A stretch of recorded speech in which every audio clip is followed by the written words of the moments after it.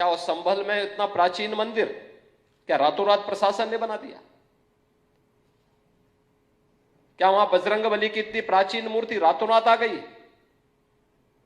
क्या वहां पर जो ज्योतिर्लिंग निकला है, क्या यह आस्था नहीं थी? क्या उन दरिंदों को आज तक सजा क्यों नहीं मिली? उन्होंने 46 वर्ष पहले संभल के अंदर नरसंहार किया था। क्यों नहीं चर्चा होती संभल में उन लोगों की, उन निर्दोष लोगों की? क्या क्या कसूर था उनका, जिनकी निर्मम हत्या संभल के अंदर आज से 46 वर्ष पहले हुई थी?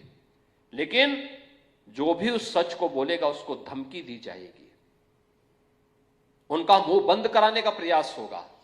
संभल संभल संभल संभल वाली कहानी जो सर्वे से शुरू हुई थी, जो पत्थरबाजी से शुरू हुई थी और जो चली गई बिजली चोरी तक, बाद में शिव मंदिर तक, फिर रानी की बावड़ी, और अब उत्तर प्रदेश की सरकार ने संभल प्रशासन से ये कहा है कि 1978 में जो हिंसा हुई थी, जिस हिंसा की वजह से वो जो पहला शिव मंदिर मिला था, जो सांसद के घर से महज 150 मीटर की दूरी पर था, वहां से हिंदू पलायन कर गए थे।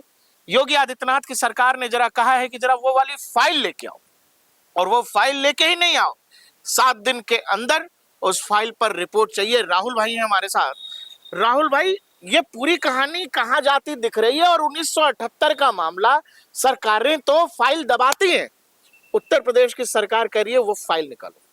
1978 में जब देखिए ये दंगे हुए थे, एक बार जब हम पहले भी इस बात के ऊपर चर्चा कर रहे थे प्रकाश भाई, तो उस समय मैंने कहा था कि 1978 में जनता पार्टी की सरकार थी पूरे केंद्र में, और वो सरकार कैसी थी जब पूरा का पूरा विपक्षी दल एक साथ आकर के सरकार चला रहा था। मकसद केवल एक था, इंदिरा गांधी को सरकार में आने से रोकना।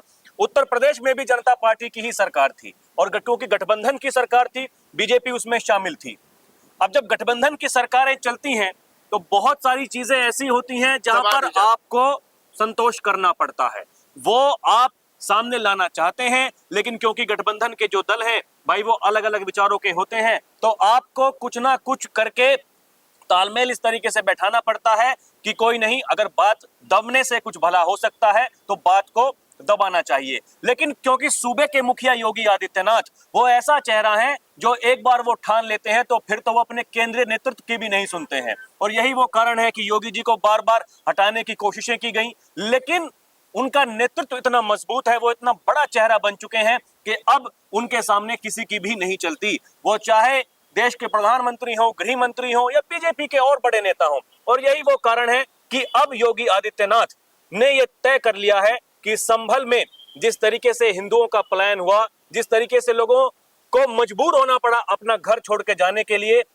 अब जो भी पीड़ित थे, जो लोग उस दंगे में पीड़ित हुए या उसके बाद में जितना भी घटनाक्रम चला, उसके बाद से लेकर के अब तक, और क्योंकि देखिए कल्कि का अवतार वहां पर होने वाला है, और वो केंद्र बिंदु केवल उत्तर प्रदेश में ही नहीं, संभल पूरे देश में बना हुआ है, विदेश तक उसकी चर्चाएं हो रही हैं, तो ये थमने वाला सिलसिला है नहीं।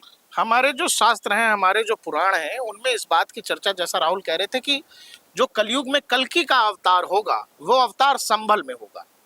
अभी अभी योगी आदित्यनाथ ने एक निजी इंटरव्यू में ये भी कहा कि भाई आईने अकबरी पढ़ो, उसमें लिखा हुआ है हरिहर मंदिर था, ये कौन लोग हैं जिन्होंने ढांचा बना दिया।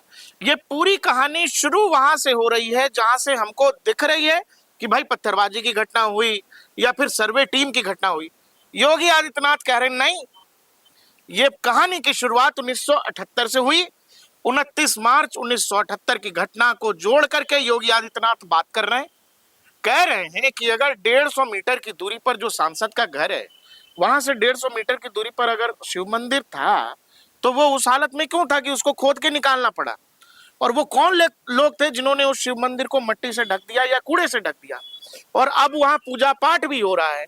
तो अगर शिव मंदिर था तो वहां हिंदू आबादी भी रही होगी, वहां पूजा पाठ भी हो रहा होगा।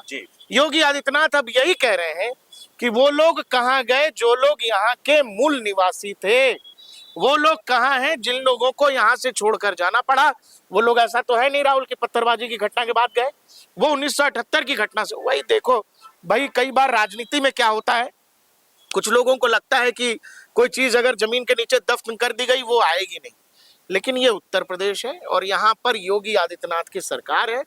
अब कहानी 1978 से चलेगी। ये तो ऐसा लग रहा है कि संभल विपक्ष के गले की हड्डी बन गया। 46 साल पुराना अगर कोई मामला सामने आता है तो ये कहीं ना कहीं बहुत बड़ा मुद्दा बन जाता है, और वो इसलिए क्योंकि कुछ भी नहीं होना था अगर सब कुछ जो जैसा कोर्ट की जो प्रक्रिया थी उसके अनुसार चलता रहता, ना वहां पत्थरबाजी होती, ना मामला इतने आगे तक जाता। और मामला जब आगे तक गया है तो और भी आगे तक जाएगा। विपक्ष जितना कि चलो इसको और आगे ले जाते हाँ ले जाते हैं, विपक्ष जितना बयानबाजी करेगा उतना वो फंसता चला जाएगा, उसे औंधे मुंह गिरना पड़ेगा, और ये तय है। देखिए आप कब तक किसी चीज को बचा सकते हैं। जो कांग्रेस की सरकार 1991 में जो ये बिल लेकर के आई, प्लेसेस ऑफ वर्शिप एक्ट, उसका क्या कारण था? मूलतः उसका यही कारण था कि अगर जो अयोध्या में हुआ वो कहीं और भी होगा काशी तो विश्वनाथ में हो जाएगा, चाहे मथुरा हो चाहे काशी हो, आप जहां भी चलते चले जाओगे। और उसी अध्याय में एक चैप्टर अब संभल भी जुड़ गया है। अभी तो पता नहीं क्या क्या और जुड़ने वाला है, क्योंकि जो सिलसिला एक बार शुरू हो जाता है वो नहीं रुकता है। और भाई राहुल, आप इतिहास की किताबों को झुठला सकते हो, किसी का लिखा झुठला सकते हो कि नहीं नहीं, आप काशी विश्वनाथ के बाहर की दीवार चाहे चीख चीख के कह रही हो कि ये एक हिंदू मंदिर है जी, लेकिन लोग उसको कहते नहीं, ये गलत है, ये ज्ञानवापी। अच्छा, इतिहास लिखने वाले थे कौन? ठीक है ना, बड़ा सवाल राहुल तो भाई, ये भी दीवार तो पीछे की साफ साफ कह रही है, बिल्कुल लोग ये मान भी लेते हैं। लेकिन ये जो आंखों के नीचे जमीन की खुदाई से निकल रहा है, शिव मंदिर है, हिंदू कलाकृति है, कहीं बावड़ी है, कहीं कुआं है, कैसे झूठ कहोगे? कौन सी अदालत इसको कहेगी कि नहीं ये गलत हो रहा है? अदालत ने निचली अदालतों में सुनवाई पर रोक लगाई है, मंदिर मस्जिद की सुनवाई नहीं होगी। लेकिन आप बताओ दर्शकों, जिस तरह से संभल के अंदर मंदिर मिल रहे हैं, रानी की बावड़ी मिल रही है, कुआं मिल रहा है, इसके लिए आपको कोई इतिहास पढ़ने की जरूरत नहीं है, ये हमारे आपके आंखों के सामने हो रहा है। फिर लोग ये भी समझ रहे हैं कि ये कौन लोग हैं जो मंदिरों को, बावड़ी को या कुएं को ढक देते हैं, या वहां से लोगों को पलायन करना पड़ता है। कहानी अब 1978, ये बड़ी बात है राहुल, बिल्कुल बड़ी बात है। 1978 में देखिए, मैं वही तो कह रहा हूं। अब देखिए, कुछ जो वाम खेमे वाले विचारक हैं वो ये कहते हैं कि भाई 1978 में जब ये सब कुछ हुआ था, सरकार तो आपकी थी, आप आज सवाल उठा रहे हैं, भाजपा उस समय सरकार में शामिल थी। बिल्कुल ये सच बात है, सरकार में शामिल थी, वो भले ही राज्य हो या केंद्र हो। लेकिन जैसे कि मैंने पहले कहा, जब गठबंधन की सरकारें चलती हैं, अच्छा अब देखिए ना अब क्या हो रहा है, अब गठबंधन की सरकार है केंद्र में, कुछ लोग तो ये बड़े दावे कर रहे थे कि मोदी जी चला नहीं पाएंगे, भाई उनको अनुभव नहीं है, वो मुख्यमंत्री रहे गुजरात के लगातार, प्रधानमंत्री 10 साल तक। और ये जो लोग रोज अपने यूट्यूब चैनल पर भविष्यवाणी करते हैं कि नायडू भाग जाएंगे, नीतीश भाग जाएंगे, उनके लिए एक मैसेज है कि नायडू साहब का कल का एक भाषण है, सुन लीजिएगा। मंच पे बैठे हैं मोदी जी, नायडू साहब क्या क्या कह रहे हैं। हाँ राहुल, कंटिन्यू। मैं यही कह रहा था कि देखिए, लोग भविष्यवाणी बहुत जल्दी कर देते हैं, बड़े जल्दी आकलन कर लेते हैं। मैं आपको एक बात कहना चाहता हूं कि प्रधानमंत्री मोदी जिस तरीके से 2024 के लोकसभा चुनाव से पहले वो काम कर रहे थे, आज वो उससे ज्यादा भी तेज एकदम रफ्तार से काम कर रहे हैं। मुझे यूपी में बढ़ता दिखा है। वो इसलिए क्योंकि यहाँ पर एकदम फुल सपोर्ट है। जिस तरीके से मैंने पहले कहा, योगी किसी को मानते नहीं, ना वो अपने से ऊपर किसी की सुनते हैं, उनको जो ठीक लगता है वो काम करते हैं। और जो अभी तक हम देख रहे थे कि एक तरीके से रोकने की कोशिश की जा रही थी योगी को, अब ऐसा कुछ भी नहीं है। और उपचुनाव के नतीजों के बाद तो और फास्ट हो गए। संभल के जो सांसद हैं वो गृह मंत्री से मिलने का समय मांग चुके हैं, वो हाई कोर्ट चले गए अपनी गिरफ्तारी रुकवाने के लिए, मना कर दिया। क्या संदेश है, आप इस चीज को देखिए। यानी वो गृह मंत्री से मिलना चाहते हैं कि भाई आप योगी जी को समझाइए, थोड़ा मैनेज कराइए, लेकिन योगी मानने को तैयार नहीं है। और देखिए, संभल में इतना प्राचीन मंदिर क्या रातों रात प्रशासन ने बना दिया? क्या वहां बजरंगबली की इतनी प्राचीन मूर्ति रातों रात आ गई?